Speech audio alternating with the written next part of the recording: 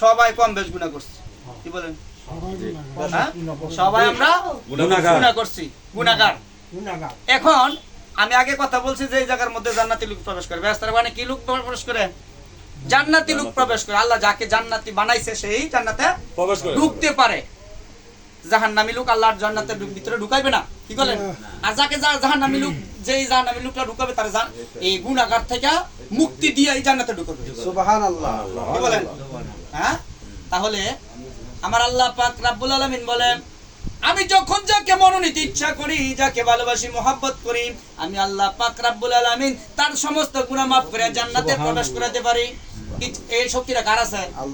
একমাত্র আল্লাহ, আর কারো নাই। নাই। এখন এই কেউ তা করেন না ভাই, একটা মিনিট 2 মিনিট আমার সময় দিন, একটু সময় দেন। এখন মাহফিলে বসছেন আপনি, আমার প্রশ্ন করতেন তো আমরা সবাই গুনাহগার, তাহলে আমরা আমগর গুনাহ তো অবশ্যই আছে, ঠিক না? তাহলে আমরা আল্লাহ কইছে যে জান্নাতি লোক প্রবেশ করে কিন্তু গুনাহগার লোক প্রবেশ করায় না। আমার আল্লাহ পাক রব্বুল আলামিন বলে, যেই জায়গাটার মধ্যে আমি আল্লাহর জিকির হয়, যেই জায়গাটার মধ্যে আমার হাবিবের দুরূদ পড়া হয়, সেই জায়গাটারে আমি আল্লাহ পাক রব্বুল আলামিন ঘোষণা করেছি বেহেশতের বাগান। যেই জায়গাটার মধ্যে নিয়ত করে আমার বান্দা ইন্নামাল আমানু বিল নিয়াত, নিয়ত করতে দেরি হবে, আল্লাহ কবুল করতে দেরি হবে না। কোন নিয়ত? সহি নিয়ত। কি? আমার বান্দাটা যখন নাকি জান্নাতে প্রবেশ করার জন্য নিয়ত করা হবে, ওই নিয়ত করিয়া যখন জান্নাতে প্রবেশ করবে, আমি আল্লাহ পাক রব্বুল আলামিন ওই জান্নাতের চারপাশে এমন ভাবে ফেরেশতা বেষ্টন করে রেখেছি রে বান্দা, তুমি জানো না, তুমি জানো না আমি আল্লাহ পাক রব্বুল আলামিন, আমি আল্লাহ পাক রব্বুল আলামিন যা জানি তোমরা জানো না। আমি আল্লাহ পাক রব্বুল আলামিন ওই জান্নাতের চারদিক দিয়া, বেহেশতের বাগানের চারদিক দিয়া অনেক গণিত ফেরেশতাগুলো বেষ্টন করে রেখেছি। যখন নাকি তুমি ওই জান্নাতের প্রবেশ করবা, যখন জান্নাতের গেটের মধ্যে পাড়া দিবা, আমি আল্লাহ পাক রব্বুল আলামিন ওই ফেরেশতাদেরকে বলেছি, আমার বান্দার যত গুনাহ আছে সকল গুনাহগুলো গাঠুরি বান্ধিয়া কাতে লইয়া দাঁড়ায় থাকবা। আমার বান্দা এই বেহেশতের বাগানে ঢুকবে, আমি আল্লাহকে ডাকবে, আমার হাবিবকে ডাকবে, আমি হাবিবকে ডাকিয়া আমাকে, আমি আল্লাহকে ডাকিয়া তার জীবনের গুনাহ মাফ করাইবে। আমি আল্লাহ পাক রব্বুল আলামিন তাকে ওই বেহেশতের বাগান হইতে বেগুনা মাসুম বাচ্চা বানাইয়া তারে বাড়ি ফিরাইয়া দিব। সুবহানাল্লাহ। আসেন আল্লাহ পারেনি? পারে। আল্লাহ সব পারে। এখন আপনাদের কাছে আমার একটাই প্রশ্ন, এই কথাটা বলার জন্য আমি এই কথাগুলো বলছি যাতে এই কথাগুলো বিশ্বাস করা যায়। কারণ আল্লাহ যা বলে তা সত্য, কি রাসূল যা বলে তা সত্য, আমার মুর্শিদ যা বলে তা সত্য।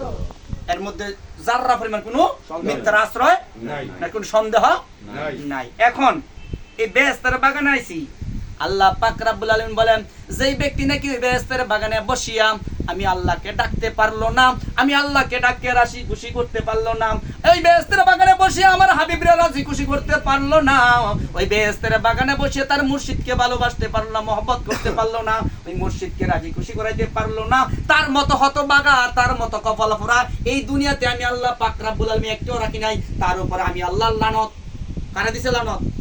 শয়তানরে লানত দিছে। কি শয়তান লানত দিছে না? তার এই জায়গা থেকে একটু চিন্তা করে দেখেন, শয়তান হইতে আমরা কি কোনো বাতাসি? হ্যাঁ, তাহলে আমরা কোনো তফাৎ রইলাম? হ্যাঁ, আল্লাহ কার উপর লানত দেয়? শয়তানের উপর আল্লাহ লানত দিছে। এজন্য সে কি হইছে? আল্লাহ হইতে বিতাড়িত, আল্লাহর দরবার হইতে বিতাড়িত। এখন এই জান্নাতের বাগানে ঢুকছেন, আপনার ইচ্ছে ঢুকতে পারেন নাই। হ্যাঁ, আল্লাহ ঢুকাইছে, আল্লাহ মহব্বত করে ঢুকাইছে। এই মাহফিলটার মধ্যে আমরা অনেকগুলো মানুষ ইচ্ছা করলে, আল্লাহ বলছে যার ভিতরে যত প্রেম আছে তার ভিতরে তত দুরূদ আছে। কি নবীর প্রেম যার যত আছে তত তার ভিতরে দুরূদ আছে। নবীর যে ভালোবাসলে দুরূদ পড়ে না? কি কত মৌলবীর আছে নবীর দুরূদ পড়ে না, তাকে ইমানদার বলা হয়। তারকে আমরা কি কই? হবি কি কইনি? হ্যাঁ, তারা দুরূদ পড়ে না দেখে তারা কি কই? ওহাবি কই। নবীর সালাম দিতে তারা কি প্রেমতামি করে? কি তাদেরকে আমরা কি কই? ওহাবি। তাইলে আমরা এমন একটা জায়গা পাইয়া, এমন একটা জায়গার মধ্যে আসলাম, বসলাম, জিকির হইল, দুরুদ হইল, মিলাদ হইল, কিয়াম হলো, কিন্তু আমাদের এতগুলো মানুষের মধ্যে একটা মানুষের সাউন্ড হইল না, একটা মানুষের মন খুললে একটা ডাক দিল না। তাহলে এই আশা না, এই জায়গাতে বাইরে গেলে আবার যা আসতে পারবে এমন কোন ক্ষমতা আছে কেউ? হ্যাঁ, কারো নাই। কেউ বলতে পারবো না বুকে হাত দিয়া জানি আনতে গেলে আবার আইতার মুখ। হ্যাঁ, তাহলে এই জায়গার মধ্যে আইছেন, আল্লাহ ইচ্ছা করলে আজকের এই মাহফিলের খাতিরে আপনার জীবনে মাফ করতে পারে। হ্যাঁ, পারে না? তাহলে আমরা কি করলাম? ভুল করলাম না? হ্যাঁ, তাহলে এই জায়গার মধ্যে আসছি কিসের জন্য? ক্ষণিক সময়ের জন্য, অল্প কিছু সময়ের জন্য, আল্লাহকে রাজি খুশি করার জন্য, রাসূলকে রাজি খুশি করার জন্য, মুর্শিদকে রাজি খুশি করার জন্য। দুনিয়ার কোনো টাকার জন্য না, বাড়ি গাড়ির জন্য না, সম্পদের জন্য না, কোনো কিছুর জন্য না, একমাত্র আল্লাহ রাসূলকে রাজি খুশি করার, আল্লাহকে রাজি খুশি করার জন্য এবং আপন মুর্শিদকে ভালোবাসার জন্য, রাজি খুশি করার জন্য এই জায়গার মধ্যে আসছি। এই জায়গাতেও যদি ভাই আমরা কি প্রণতি করি, তো আল্লাহর দরবারে আমাদের আর জায়গা হবে না। কারণ কি, আল্লাহ বলছে বেহেশতের বাগানে আইসা আমি আল্লাহ পাক দয়া করে মায়া করে তোমার এই বেহেশতের বাগানে ঢুকাইছি, কিন্তু এই বাগানে ঢুকে তুমি আমি আল্লাহকে রাজি খুশি করতে পারো নাই। কিন্তু তার তোমার মতো হতভাগার কেউ নাই। তাহলে আমরা আসলে মাহফিলে আসলে চুপ করে বয়ে থাকি, আস্তে আস্তে কইবা না। এই কানে তখন এই কানটা আমার নিজের কানে নিজে শুনি না, এমন ভাবে বলি যে আমার নিজের কানে আমি নিজে শুনি না। এমন ভাবে জিকির করো, জিকির লেখছে যে ফাজাইলে আমল ফাজাইলে দুরুদ, মাওলানা জাকারিয়া সাহেব লেখছে 242 পৃষ্ঠার মধ্যে। এটা হচ্ছে ওহাবিগ কিতাবের মধ্যে ফাজাইল আমল একটা কিতাব আছে, এটার মধ্যে লেখছে 242 পৃষ্ঠার মধ্যে মাওলানা জাকারিয়া সাহেব লেখছে যে তোমরা এমন ভাবে জিকির করো লোকে তোমাদেরকে পাগল বলুক, পাগল বলার পর তো জিকির চাইরো না। জিকিরকারী জিকির করতে করতে জান্নাতে প্রবেশ করবে। সুবহানাল্লাহ।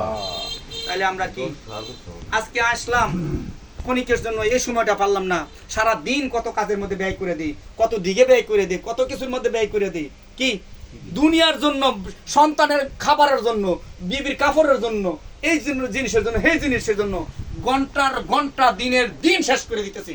কিন্তু মাহফিলে আসলে, এই বেহেশতের বাগানে আসলে, আল্লাহর দয়া জান্নাতের মধ্যে আসলে এবং আল্লাহর রহমতের জায়গার মধ্যে আসলে আমার যত কিটফুনাতমি আছে, যত রোগ আছে, যত চিন্তাধারা আছে, আমার ভাল লাগে না, আমার ইমন লাগে, মুহাদা কথাই না।